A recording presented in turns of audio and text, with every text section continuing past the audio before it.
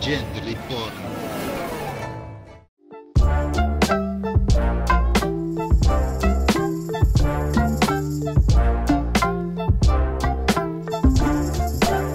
Elérkeztünk a VFT-s építés számomra legizgalmasabb részéhez, ez pedig a motor, de mielőtt itt belemennénk a részletekbe, ugye annó, mikor ezt az egész projektet elkezdtük, arról beszélgettünk, hogy milyen motor, én azt sem tudtam, hogy lehet, ami nem 1.6-os, akkor mondtad, hogy 1.6 vagy 1.9, neked a tiéd 1.6-os volt, ugye én azóta mentem a Vizeli Karcsi féle 1.6-ossal, és tök jó volt, de mindig győzködsz, hogy inkább 1.9. Miért?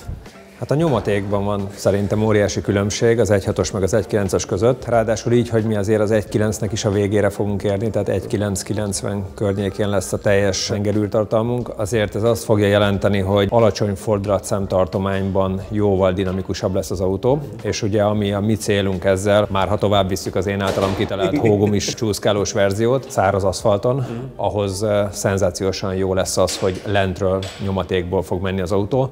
Nem kell állandóan 8000-en menni ahhoz, hogy elinduljon a csúszás, mert azért ahhoz már egy vezetési szinten elég magasan kell tudni kezelni a ladát, hogy valaki folyamatosan tudjon csúszni ebbe a magas fordulatszám tartományban.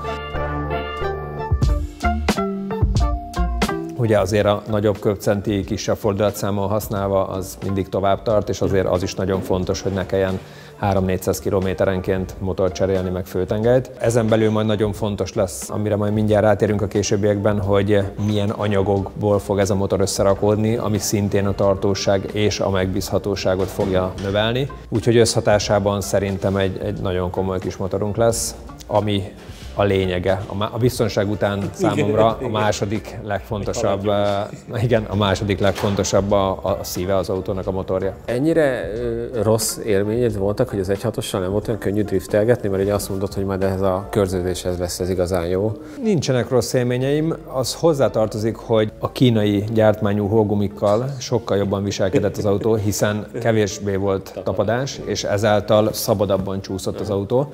De abban a pillanatban, hogy már márkásabb gyártók hógumiját tettük rá, sokszor betapadt. Tehát elkezded a csúszást, és mikor elfogy az erő gyakorlatilag, akkor betapad és megáll a csúszás, és így visszaáll egyenesbe. Vagy alá kell rúgni a kuplungnak, vagy nem indul el a visszafordítóba rendesen, csak egyesbe. Tehát én azt szeretném, hogyha könnyedebb lenne a csúszás, ugye? Hát ezt például az MK2-es Fordokon látod, amik már ilyen GR4-esek, hogy ami 250 lóerő körül már nagyon játékosan lehet vele menni, tehát csak pöckölgetni kell a gázpedált, és már arra is reagál. Szó sincsen arról, hogy a kuplung alá kell rúgni, hogy befullad, betorpan, bármi ilyesmi. És azért én egy kicsikét ezt a feelinget szerettem volna ebben elérni, hogy könnyedebb vezetéssel lehessen könnyen csúszni. Azért ezt még segíteni fogja az injektor is, mert ugye a másik nagy problémája a karburátor ezeknek az autóknak. Ugye az azt jelenti, hogy mechanikusan adagolod bele a benzint, tehát lenyomod a gázt, az befröcsköli a benzint, és amennyi benzin bemegy, azt kell elégetni. Ennek a gáznak az adagolása is egy külön műfaj, főleg ha csúszkálsz, tehát nem csak az van, hogy minden fokozatot leüvegelsz, mert ott ugye lenyomod padlón a gázt, és a motor a nagy fordulat miatt mindent eléget, feltéve, hogy jó van befúvókázva egyébként, mert ott ugye a fúvókázás dönti el, hogy mennyi benzin megy bele, meg a gázpedálálás. És hát a másik hátulütője a karburátornak ugye az időjárás. Tehát 5 fokba is ugyanaz a fúvóka van benne, meg 35-be is, meg a hideg indításkor is, és ugye ezeken nincsen szivató, tehát borzalmasan nehezen indul be hidegbe, túldúsul vagy elszegényedik, tehát állandóan karburálni kell, foglalkozni kell vele. Ezt ugye ki lehet váltani most már ilyen univerzális versenyinjektorokkal, ami gyakorlatilag programozható, és ezáltal mindig az ideális benzin mennyiséget kapja, magyarul nem tudod belefullasztani, és ez is azt fogja eredményezni, hogy sokkal könnyebben vezethető lesz az autó, sokkal folyamatosabb, sokkal finomabban adagolható a gáz, nem fogod hallani ezt a beledadogást, belefuldoklást a benzinbe, és ez óriás különbség lesz, főleg neked például, aki nem ment ladával, és fogalma sincs róla, hogy kell adagolni ahhoz a gázt, hogy ez működjön. Tehát te inkább a te saját magas szintű versenyautóidhoz vagy szokva, és ez jobban vissza fog jönni, tehát könnyebb lesz az elkényeztetett újságírónak, sokkal könnyebb lesz vele menni. Meg az elkényeztetett autóversenyzőnek is kivéhet volt autóversenyzőnek, úgyhogy ez a két dolog, ez a köpcent és az injektor, ez azért sokkal vezethetőbbé és kellemesebbé fogja. Két kérdésem van igazából. Egyrészt, hogy ha nem 1.6-os lesz, hogy beférünk-e, tehát hogy alapvetően beférünk-e valami kategóriába, tehát hogy ez már egy elfogadott dolog, hogy egy VFTS-be 1.9-es motor van. A másik meg, hogy érjük el, mert rengeteg barátomnak, amikor megemlítettem, hogy mi ladánk 1.9-es lesz, akkor mondták, de hát miből, hiszen 1.6-os az alapmotor. ennyire szét lehet fúrni? Az 1.7-es Lada motort lehet ennyire szétfúrni, 82 mm a henger átmérője az 1.7-es Lada motornak, és abból lesz 84, tehát csak ugye átmérőbe 2 mm, tehát oldalfalba 1 mm, és simán engedi a blokk, tehát ott még használtak anyagot, van öntvény, majd meg lehet fogni a blokk súlyát, hogy ez nem egy ilyen játékméretű blokk, hanem egy ilyen nagy, drasztikus öntvény, és igen, engedi. Jó is a kérdés, meg fontos is, hogy ez nem jelent pluszköltséget. Tehát egy 990-es motor pont ugyanannyiba kerül, mint egy 1.6-os motor, tehát 2 mm-re nagyobb a furat, ennyi, és megcsinálod az utcai blokkból, tehát abszolút nem jelent pluszköltséget.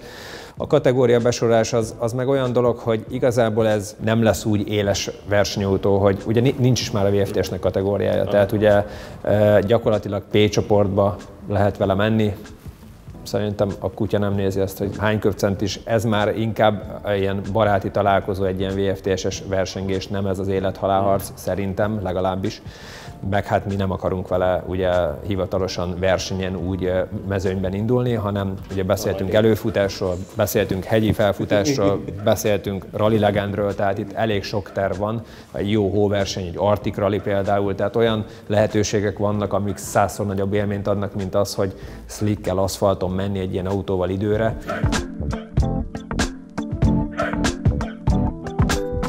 Én szerintem ez egy nagyon-nagyon fontos dolog, hogy megmutassuk a nézőknek, a rallyfanoknak, az autóépítőknek, hogy mi hogy építünk egy ilyet. És ahhoz olyan embert kellett választani, akinek van egy szép műhelye, ahol valóban meg tudjuk mutatni azt, hogy hogyan készülnek ezek a dolgok. Meg is akarja mutatni. Meg is akarja mutatni, el is tudja mondani, valóban ért is hozzá, kedve is van hozzá, hogy ezzel foglalkozzon. És azt gondolom, hogy a kör így nagyon beszűkült, mert jó motorépítő nincsen sok, de azért egy 5-6 biztos, hogy van Magyarországon. Tehát így ide jutottunk, mert szerintem a Tomi az az ember Magyarországon, az egyik olyan ember Magyarországon, akinek a körülményei, a szakmai tudása és a képernyő képessége is megvan ehhez a dologhoz. Ezért most itt vagyunk Győrben, és megnézhetjük, hogy hogyan épül egy igazi VFT-s motor.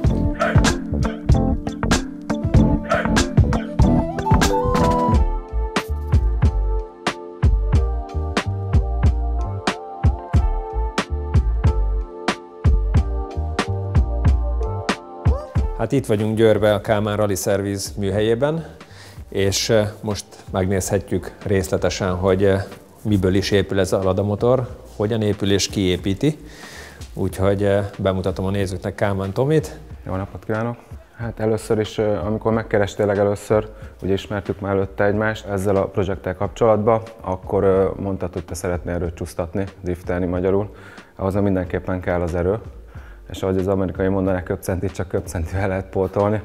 Ha a szabályok betartásával vagy szívómotor mellett döntöttünk, plusz a hajtáslánc gyengesége miatt. Én javasoltam neked a nagy motort, a 2000 köbcentist, amihez sikerült megegyeznünk az alkatrészek minőségéről, mennyiségéről úgymond, és nekiálltunk a projektnak. Az asztalon látható dolgok már elkészültek, megvannak. Alapul vettünk egy 1.7-es injektoros Niva blokkot, amit teljesen szétmellesztettünk. Épp azt mondtam a beharangozóba, hogy járok edzeni, de ez azért nem könnyű. Tehát... Ezért kell a plusz lóerő. Hány kiló egy ilyen blokk egyébként? 30 tudjuk. Na. 35 körül van. 35 kiló körül van egy ilyen cucc azért. Kitisztítottuk a belsejét a motornak, kipolíroztuk, hogy ne legyenek repedések, az olaj könnyebben visszafoljon. 82 mm, ugye? Alapba. Alapba, és akkor 1.7-es Niva méret, és akkor 84-re kell fölfúrni ahhoz, ugye, hogy megkapjuk ezt a köbcentit. Kapott egy 90-es löketű acélföltengelyt. Löket is nagyobb lett, tehát a furat is nagyobb lett, meg a löket is nagyobb, 10 mm-rel. Aha. És az, hogy a löket nagyobb, az mit eredményez? Tehát az is... Attól jön nekünk a nyomatékunk majd, mert ugye a köbcentit meghagyjuk és csak lóerőt szeretnénk elérni, egy idő után már csak a lóerőnő. A nyomaték görbe közeledik a lóerőhöz tehát. És a nyomatéktól fog az a hatás történni, amit én szeretnék, igen, hogy lentről is indul, ugye? Igen. Tehát nem kell ezbe a 6000 fölötti tartományba menni ahhoz, hogy érezzük a... 3500-tól 8000 fölött is még használható lesz a motor. Na, tehát egy nyomatékos forgós motor.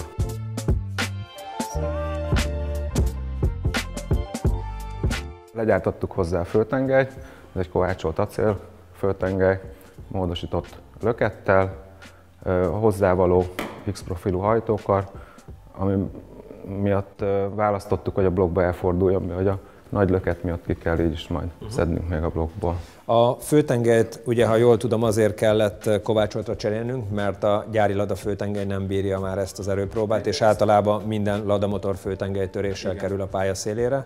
Egyrészt igen, anyagfáradásból eltörik, másrészt 90-es löketű főtengely nem létezik. Nem létezik. Aha, tehát ezt a köbcentit el se tudtuk volna érni a Lada főtengellyel, de ha kismotort csináltunk volna, kismotort, ha 1.6-os vagy 1.7-es csináltunk volna, akkor sem használhattuk volna Lada főtengelyt, mert akkora kárt tesz egy főtengelytörés gyakorlatilag, hogy ami innentől fölfelé van, az minden mehet a kukába egy ilyen főtengelytörésnél.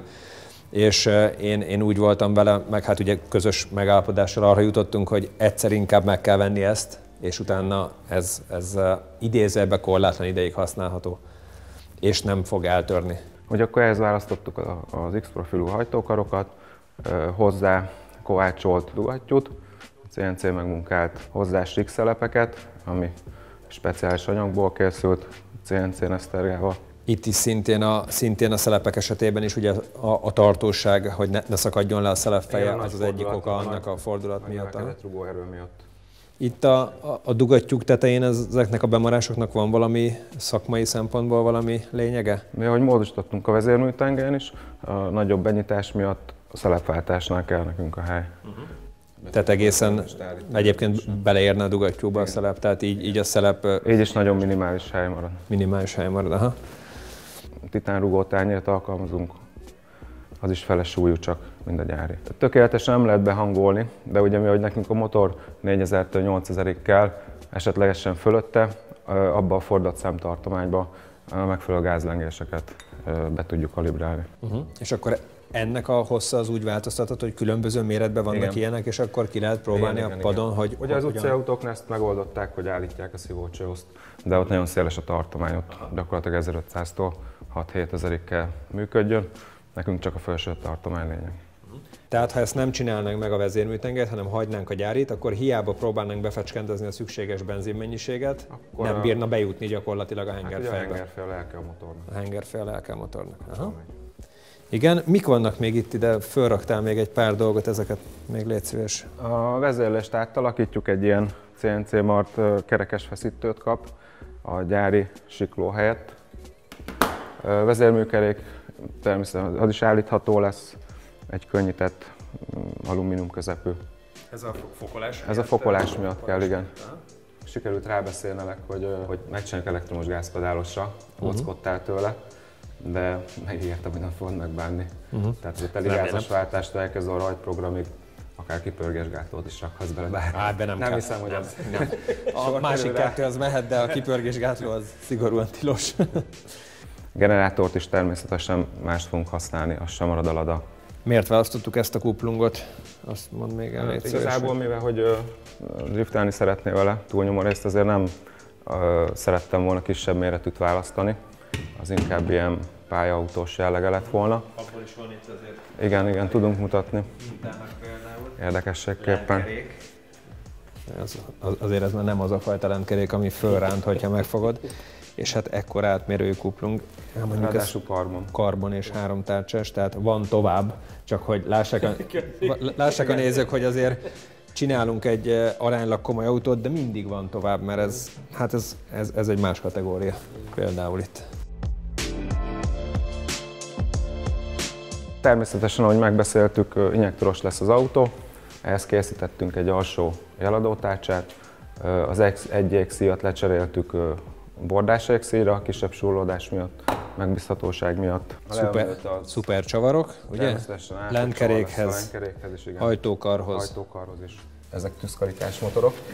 A megnövekedett teljesítmény miatt vele munkálunk egy karika helyet, és akkor megfelelő képpen vagy acélvágó éles tűzkarikát használunk, vagy pedig egy vörös részből gyártott tűzkarikát, és a víztömítettségét pedig speciális tömítéssel oldjuk meg. Tehát gyakorlatilag ezzel a hengerfejesség fogalmát próbáljuk kiküszöbölni, ugye? Igen, tehát szintén a tartóság, megbízhatóság irányában megy el, mert az utcai hengerfej tömítés már ezt a kompresszió viszonyt, meg ezt a túlforgatottságot már nem bírja el. Tényleg, ha már itt mondtátok, mennyi lesz a kompresszió egy ilyen motornak? Hát a sűrítésű viszony az bizalmas, úgymond. De legyenek titkok is azért. Ha a végnyomást mérsz a hengerbe, amit egyébként fordulatszámon lehetne hitelesen mérni, de ha önindítózásnál méred, akkor ilyen 17-18 bár körül kell lenni. Ezért javasolt mindenképp a versenybenzin, vagy kérés szerint akkor úgy kell megprogramozni. Ami nagyon fontos még szerintem, és a te munkádat minősíti, vagy dicséri, vagy a nehézségét összefoglalja, hogy igazából ezeket az alkatrészeket meg lehet venni. Tehát ez aránylag az egyszerű rész, ez bárki meg tudja venni. De mi van a befektetett munkaórákkal? Mennyi időt szánsz arra rá, hogy ezek az alkatrészek beépüljenek egy kipolírozott blokkba, egy kipolírozott, megnövelt csatornájú hengerfejnek az elkészítése, és az egész dolog, amire az én ötletemből, vagy az én elképzelésemből egy járóképes versenymotor lesz, tehát egy beprogramozott versenymotor. Ez hány napot nem alszoltál azért, hogy ez összejöjjön egy ilyen történet? Órában iszonyatosan sok, több száz óra is el tud menni egy ilyen motor elkészítése. Ha már csak egy árjátot számolok, az több óra. Van úgy, hogy egy hengerfejen 40-50 órát dolgozok. Tehát sokszor 1000 forintos órabérre jövök ki, hogyha nagyon kiszámolnám. Iszonyatosan nagy megszállottság kell hozzá, 24 órázásokhoz, az idegeskedéshez, a verseny alatt, hogy minden rendben ment a motorral. Én mindig szeretek egy picit újítani, kísérletezni. Valamikor jól jön ki a dolog az embernek, valamikor rosszul, ez benne van sajnos, így tanulunk. Hogyha most VFTS szintben gondolkozunk, ez, amit mi itt megálmodtunk technikai szintet, ez hova helyezhető? Van ennél tovább, tehát tudnánk ebből még jobbat csinálni? Vagy ez már egy erős felső kategória, vagy hogy ítéled meg ezt tehát? Mindenképpen úgy gondolom, hogy egy erős felső kategória. Ennél többet már úgy tudnánk, csak hogy nagyon a élettartam rovására menne. Tehát van azért egy fizikai korlátja a hengerfejnek, az a kis két szelep a rossz égésterével, az egy oldalon öblítésével. Tehát ez eleve megköti a kezünket, ezért is próbáltunk inkább a nyomatékra is hangsúlyt fejezni, mert a két szelepes hengerfej inkább arra alkalmas, mint a nagy fordulatra.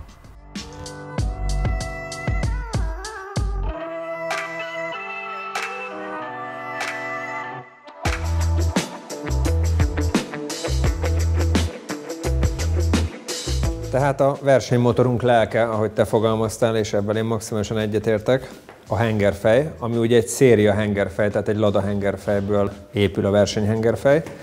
Mit módosítunk ezen, hogy ez komoly legyen és a lelke legyen az egésznek?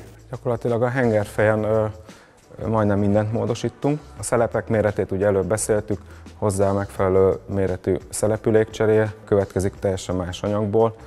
Ez még nem a te hengerfejed, a tiédben majd belériumból gyártatjuk a szelepülék anyagot. Az azért kell, hogy ne égjen el gyakorlatilag, tehát hogy a szelepek tökéletesen zárjanak. Igen, jobb legyen a tömítettsége, meg jobban bírja a hőfokot. A hengerfej égésterét módosítjuk, kibővítjük a szelepek mellett, hogy minél kisebb átfedésünk legyen. Ugye a megnövekedett szelepméret miatt ez szükséges.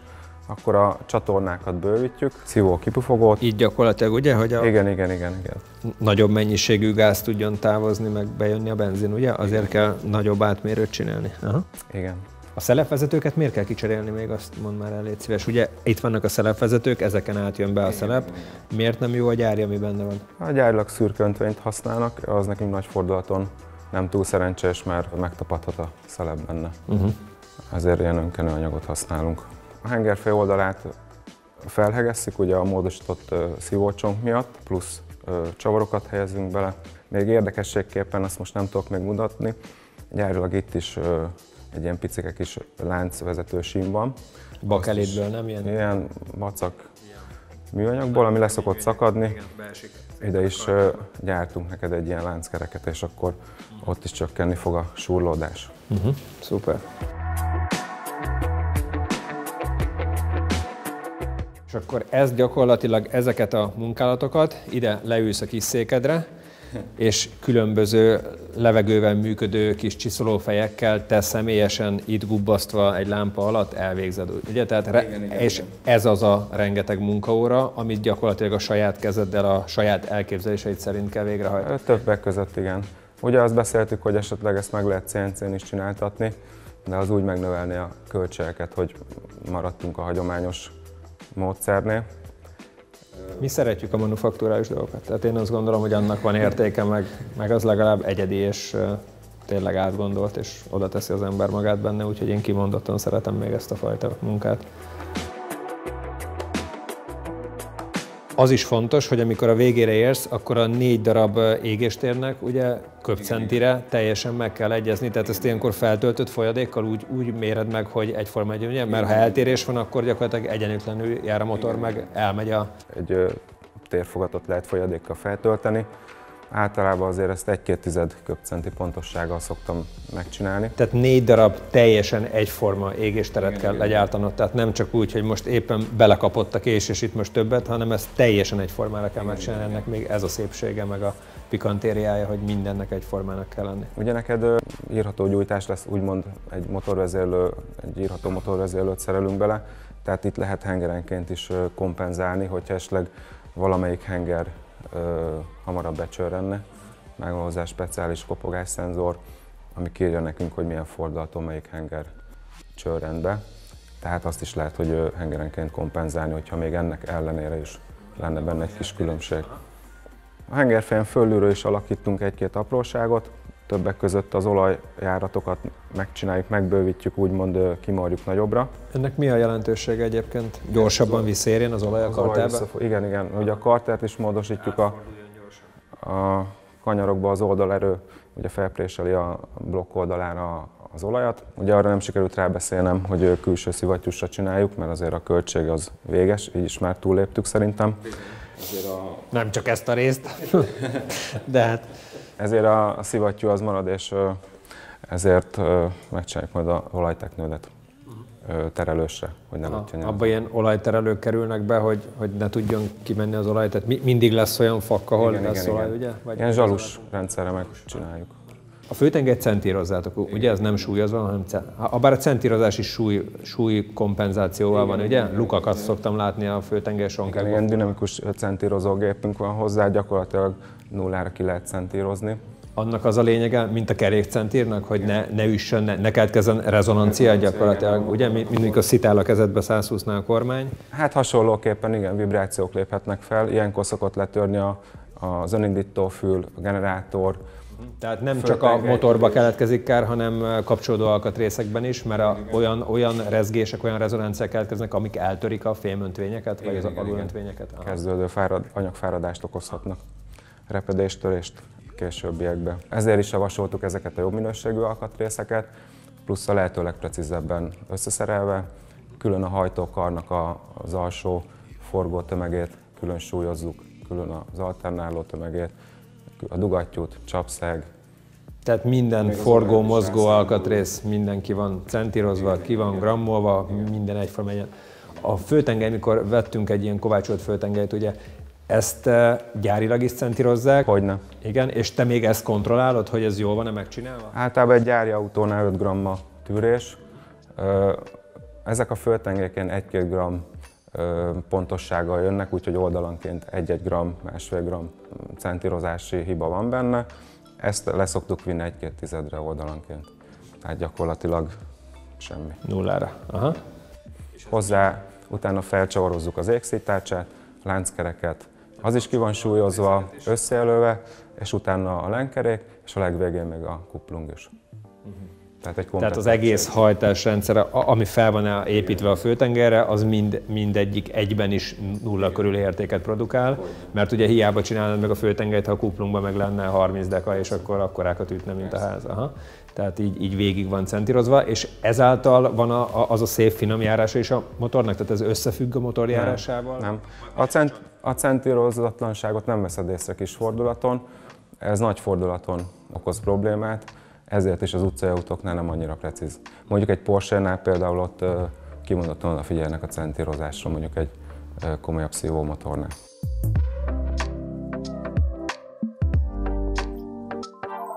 Akkor gyakorlatilag egy fontos dolog maradt a végére, ami ugye azért számomra meg még fontosabb, meg a stáb számára is, hogy milyen teljesítményadatokat várhatunk ebből az alkatrészcsomagból és a te kezed munkájából. Tehát mit fog ez a motor tudni lóerőbe, nyomatékba, élettartamba? Körülbelül ez a 3 fő paramétere van egy motornak. Az élettartamot Tudjuk, hogy nincsen garancia, tehát nem akarunk zavarba hozni. Úgy gondolom, hogy egy 500 üzemóra után kéne egy revíziót megejteni, akkor csapágycserékkel, gyűrűcserével, stb., ami ilyenkor esedékes. A teljesítményt tekintve ilyen 180-200 lóerő körül satszolom a lóerőt, a nyomatékot meg ilyen 200 fölöttire mindenképpen, tehát ilyen 220-240 körül. Tehát a gyári 75 lóerőből, ugye? A nyomatéka mennyi a Ladának gyárilag egyébként? Hát én azt nem tudom, de 100 valahány newton nem hiszem, lehet. hogy 100 fölött van sokkal. Igen, olyan 100 newton körül lehet. Tehát a 75 lóerő 100 Nm-ből lesz durván 180-200 lóerő és 240 Nm. Hát gyakorlatilag megduplázzuk a teljesítményt. Ezekkel a befektetett energiával. És Már ugye köbcentet is növeltünk jelentősen, de kis Ladád elég erős lesz úgy. Azért ez egy szép módosítás, én azt gondolom, és remélem, hogy ezt az 500 üzemórát tényleg tudni is fogja. Ugye ezért is próbáltalak rábeszélni az injektorra, mert így egy csomó adatot tudunk majd logolni, egy védelmet bele. Tehát a lábamat akarod kontrollálni. Igen, és rám fogni majd. De én a Janira fogok mindent egyébként, tehát amikor ő megy, én nem leszek ott, tehát az biztos, hogy ő. Megnézzük a gázpedál terhelést, és hogyha csak ilyen 10-20%-on lesz a maximum, akkor biztos nem nyomtátok. Akkor eltörjük a lábunkat, persze.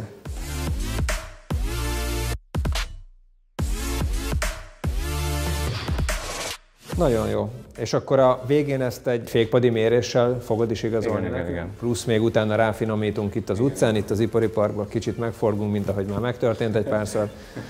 Jó, oké, szuper.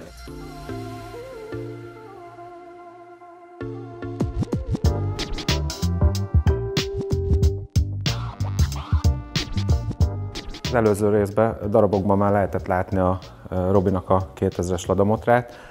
Most így provizórosan ezt is próbáltuk, hogy honnan kell még a blokkból eltávolítani anyagot, hogy átforduljon könnyedén. A földtengelyt megpolíroztuk, repedések vagy az anyagfáradás megelőzése végett.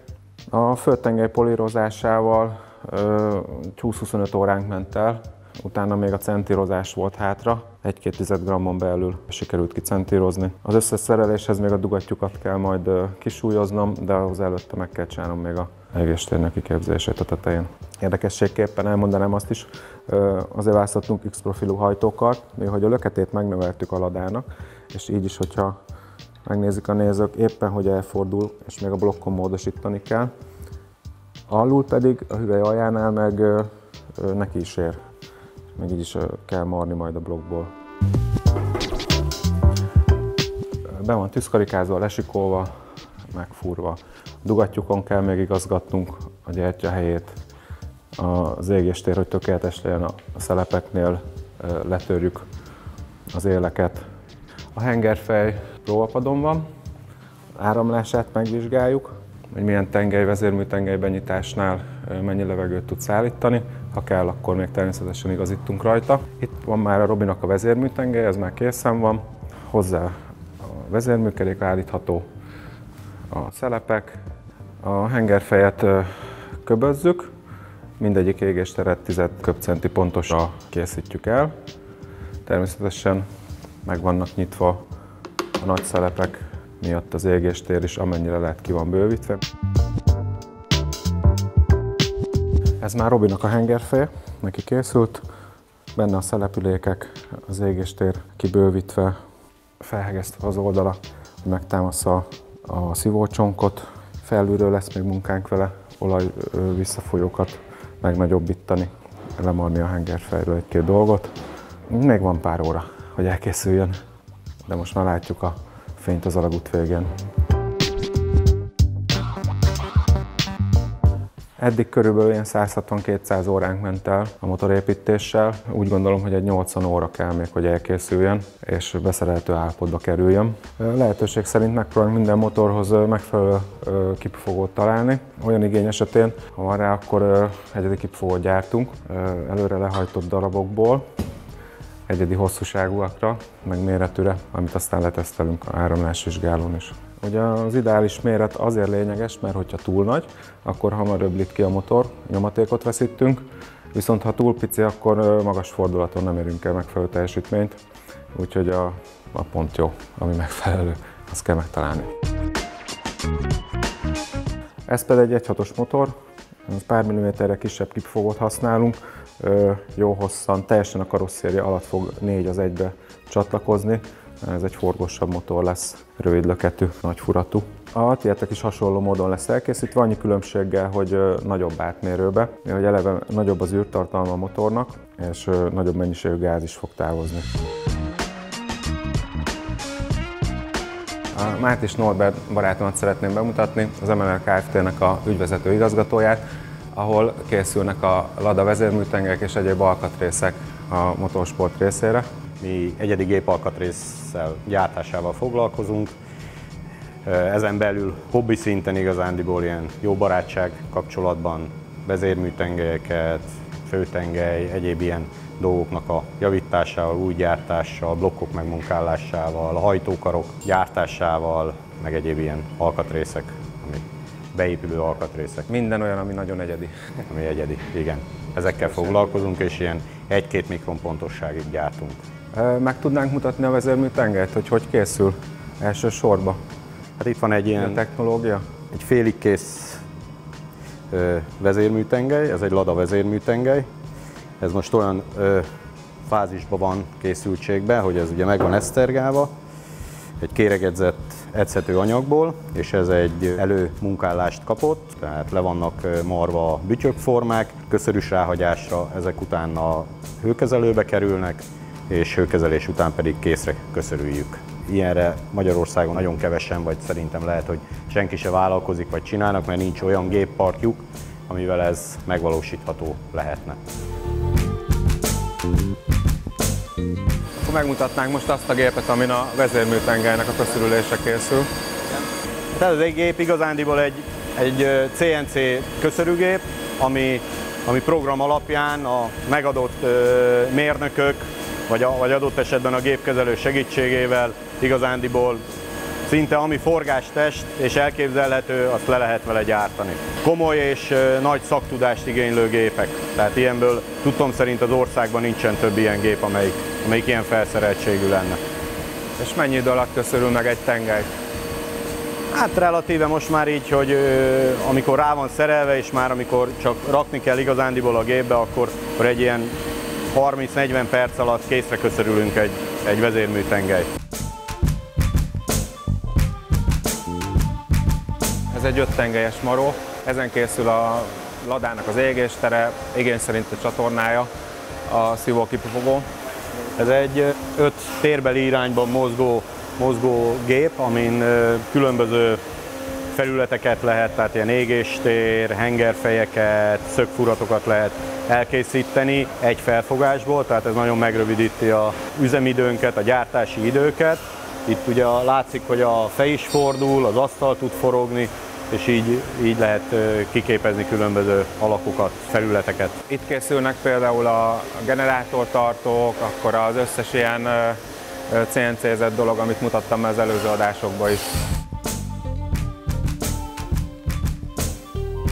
A következő munkafázis a vezérműtengelyen belül a furatát elkészíteni, ami megint csak egy speciális gépen történik, mindjárt elmondja a Norbi. Ez egy hosszlyukfúrógép, régi nevén ágyúfúró, amivel méter hosszan is ki lehet fúrni egyenesen a tengelyeket, nem megy el. Többféle átmérőkkel tudunk vele dolgozni, meg többféle hosszban tudunk megmunkálni. És egy nagyon termelékeny, mert egy ilyen tengelyt ilyen 1,5-2 perc alatt ki lehet vele fúrni.